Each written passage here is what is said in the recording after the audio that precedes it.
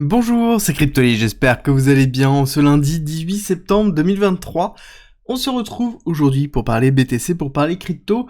On a des nouvelles sur la SEC, on a des nouvelles sur Optimism, on va parler aussi du programme de cette semaine qui est relativement chargé. Et ensuite on va attaquer les graphiques sur de la macro lourde. On va revenir aussi sur la semaine que l'on a eue au niveau du BTC. Et une semaine qui a été relativement verte et on va essayer de comprendre pourquoi. Et comprendre aussi l'attaque qu'on a eue dès ce matin, une petite mèche verte qui est venue justement prendre la liquidité. On va parler justement de cette notion de liquidité. On terminera même cette vidéo dessus et ça commence tout de suite.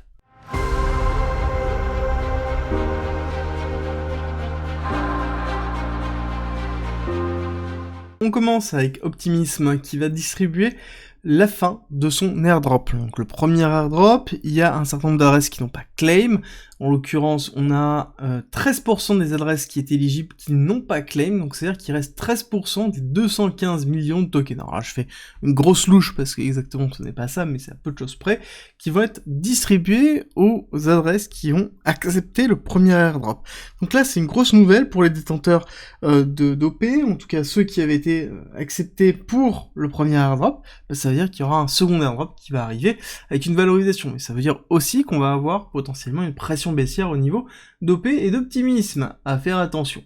Ensuite, nous avons la SEC qui demande encore une fois à Binance US des nouveaux documents, et qui va même encore plus loin en disant que Binance ne fait pas ce qui est nécessaire pour rentrer en conformité, qui n'a pas la bonne intention pour pouvoir le faire, parce qu'il y a un certain nombre de documents qui n'arrivent pas à avoir, sous-entendu, la SEC n'arrive pas à récupérer un certain nombre de documents, malgré les 220 documents qui ont été distribués, et la réponse systématique de Binance à chacune des demandes de la SEC, a priori, ce n'est pas suffisant pour la SEC. De toute façon, dans tous les cas, on sait très bien la pression qui est effectuée sur Binance, notamment Binance US, par la SEC et par le gouvernement américain et la partie démocrate par rapport aux différentes discussions qu'on a déjà eues la semaine dernière dans les quotidiennes et les allégations de Gary Gensler et des différents sénateurs démocrates contre la crypto. Ensuite, cette semaine va être relativement lourde. On va attendre vraiment mercredi 20 septembre, ça va être le moment fort, le moment clé,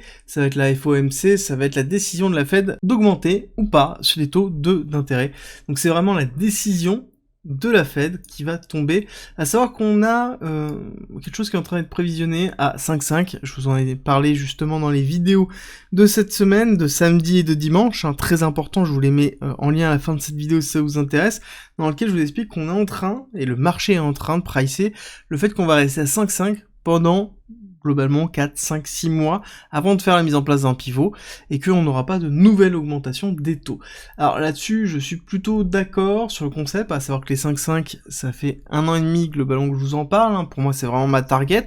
Néanmoins, on se trouve dans une situation qui est vraiment très compliquée, j'en ai justement parlé dans ma vidéo de samedi, où je vous explique que les mois qui vont arriver vont être vraiment très importants. 1 sur la Fed, 2 sur la capacité à faire un pivot et à la vitesse à laquelle on va la faire, parce qu'on se retrouve dans une situation où on a une inflation qui ne veut pas descendre alors qu'on a des taux très élevés et qu'on a une capacité d'augmenter les taux qui est encore restreinte et que est-ce qu'on a vraiment un intérêt à augmenter encore les taux ou est-ce que c'est plutôt maintenir les taux longtemps qui fait que l'inflation diminue.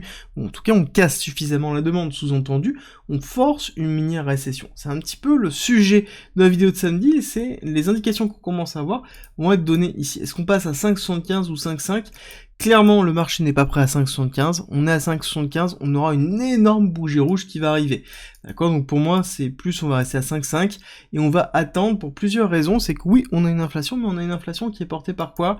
Par le pétrole. D'accord ? Vraiment les énergies, encore une fois, on a parlé dans la vidéo de samedi où je vous explique que vraiment cette accélération depuis 3 semaines du pétrole, on a vraiment première semaine, deuxième semaine et même la semaine dernière qui est juste colossale, où on a une inflation qui est portée par cette augmentation du pétrole et clairement par les coûts énergétiques aux USA. On voit bien que le reste est en diminution, c'est vraiment la partie énergétique, va être à un moment donné régulé pour plusieurs raisons. C'est on va avoir une diminution de la consommation, c'est-à-dire plus le prix va augmenter, moins on aura la capacité de consommer du pétrole, donc forcément on va avoir une forme de régulation qui va s'effectuer. Et deuxièmement, techniquement, on se retrouve dans un support 93 $, pardon, où là, oui, clairement, on sait que la résistance va être très très dure. une fois, deux fois, trois fois, globalement 4 fois, surtout qu'on a une grosse accélération. On pourrait même considérer qu'on va rentrer peut-être dans un haut de range avant de refaire un retest du moyen à 80, voire breaker, voire rebondir, bref. En tous les cas, on arrive dans le range qui est très important. Partie basse, 65, partie médium 80, partie haute 93. Il faut tenir vraiment les 93. On ne tient pas les 93, là par contre ça va être compliqué, parce qu'on va faire des retests. Déjà on va retester les 100, c'est sûr, les 100 $ qui est le terme, enfin le chiffre rond qui marque vraiment fort le baril de pétrole. Dépasser 100 $ veut dire des pics d'inflation, on le sait, des pics d'inflation énergétique. Et globalement, ça sous-entend qu'on pourrait aller chercher la target des 128 qu'on a déjà depuis un certain temps, qui avait été récupérée par cette mèche-là de mars 2022. Bon, est-ce qu'on en est là? Non, clairement pas, mais au niveau des USA, ça va jouer énormément. Parce que plus on va maintenir le prix du pétrole haut, plus on maintiendra l'inflation haute, sous-entendu une inflation au-dessus des 3,5, et donc qui va faire très mal, et donc qui empêchera la Fed de pouvoir mettre en place un pivot peut-être plus rapidement que prévu. Ou alors un pivot, mais entraîné par des mauvaises nouvelles, donc une augmentation du taux de chômage, etc., etc. Donc il va falloir surveiller.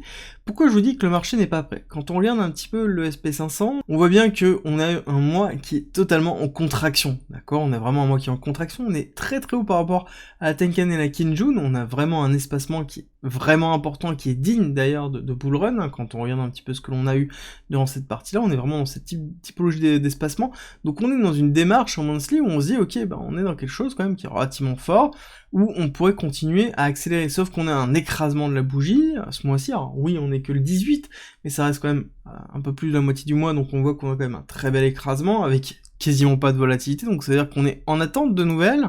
Quand on passe en weekly, on va juste retirer l'Ishimoku, vous allez voir que, voilà, on a eu une semaine dernière qui s'est clôturée dans le négatif, alors qu'on avait une accélération qui était relativement forte, et on a clôturé en dessous de notre zone importante. Et on voit qu'on commence cette semaine avec une nouvelle accélération. On se rappelle que, généralement, quand on commence en daily, parce que cette semaine c'est forcément un daily, normalement on a 70% de chance d'inverser la tendance à l'ouverture et à la fermeture, pardon, du marché US. Donc ça veut dire qu'on commence avant l'ouverture à accélérer, et généralement on inverse à la clôture avec une cassure baissière qui irait combler ce gap, et donc renforcer ce biais baissier court terme sur, ici, les contrats à terme, et donc le SP500, pour temporiser. Clairement, la décision de la Fed va jouer énormément. Et le souci, c'est que ça va jouer aussi sur le TLT, donc les bons au trésor 20 ans de iShares, dans lequel on a ici un gros support qui est en train d'être retesté dans pas longtemps. Il faut que les 92 tiennent.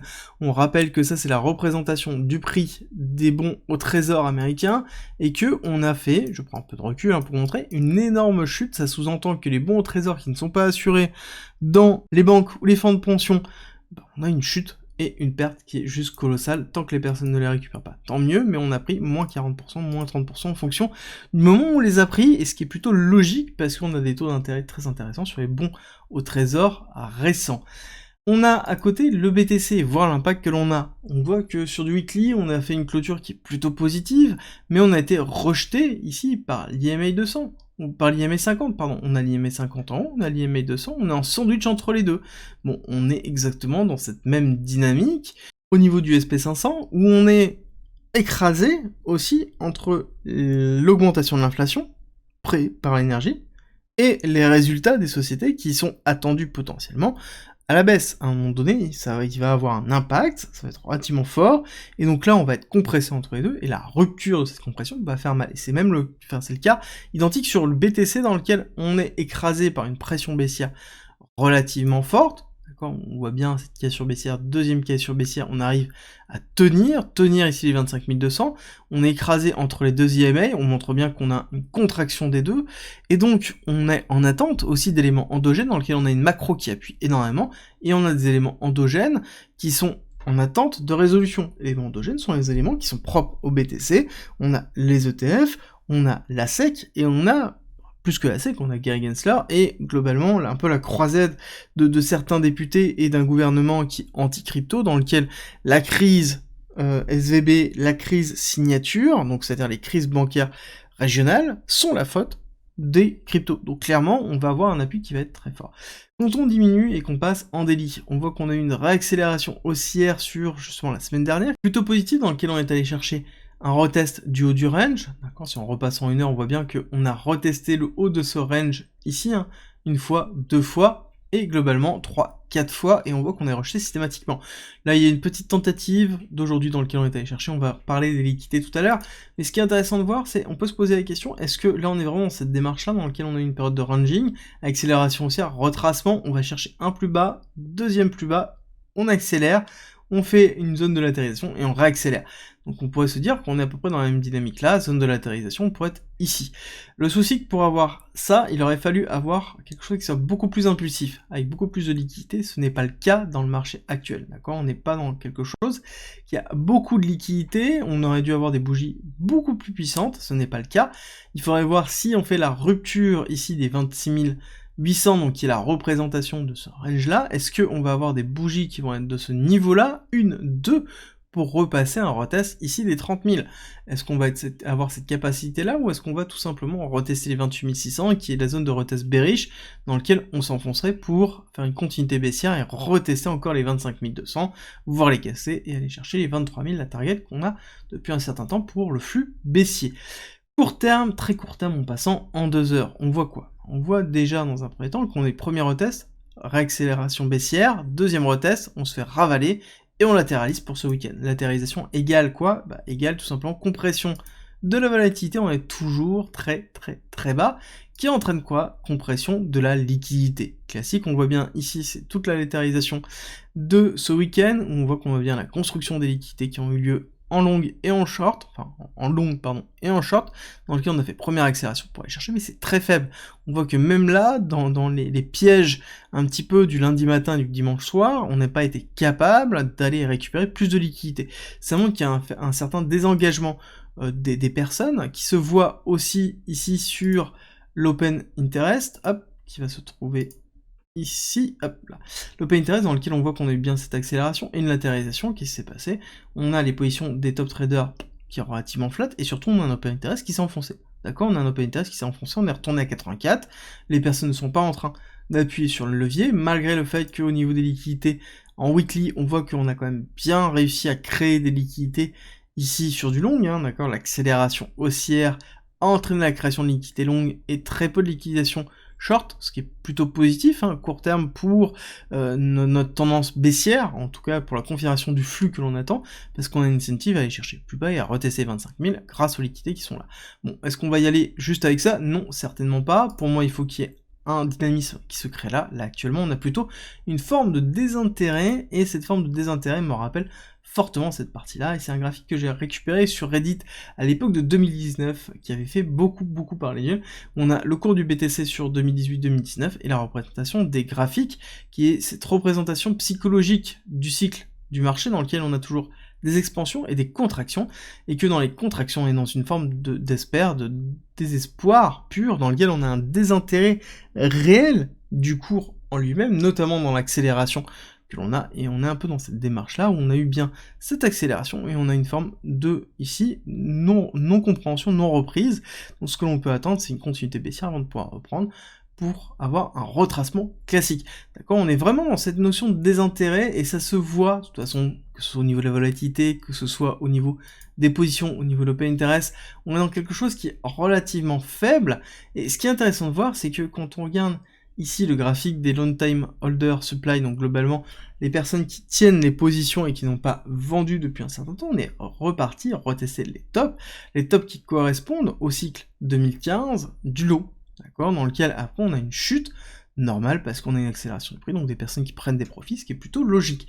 Ça sous-entendrait que là on a soit une confirmation avec une nouvelle accélération et donc une diminution, donc à ce moment-là, le flux baissier que j'ai et la typologie du flux baissier disparaîtrait, on serait bien dans une démarche qui serait identique ici sur de 2016, sauf qu'on a une macro qui est totalement différente à 2016, donc qui est une injection de liquidité qui est totalement différente, soit on va avoir un LTH qui va continuer à monter, en attendant d'avoir un retracement pour repartir à la hausse, et donc quelque chose qui aurait cette accélération haussière qui entraînerait une diminution forte parce qu'une prise de profit forte.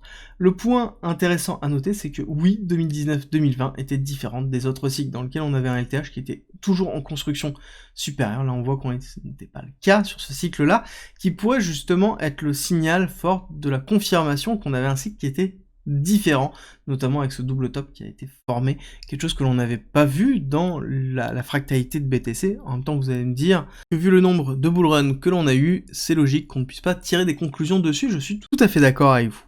On va terminer avec la vidéo d'aujourd'hui, j'espère qu'elle vous a plu, si c'est le cas, n'oubliez pas de me laisser un like et un commentaire, ça me soutient dans cette période aussi de léthargie que l'on rencontre, qui est toujours compliqué à gérer, que ce soit pour vous ou que ce soit même pour des investisseurs long terme comme moi, ce sont des choses qui sont toujours compliquées émotionnellement à gérer, mais on est toujours là et c'est le principe. On se retrouve à 13h30 pour GRT, la crypto de The Graph. On fait une update et on se retrouve à 13h30.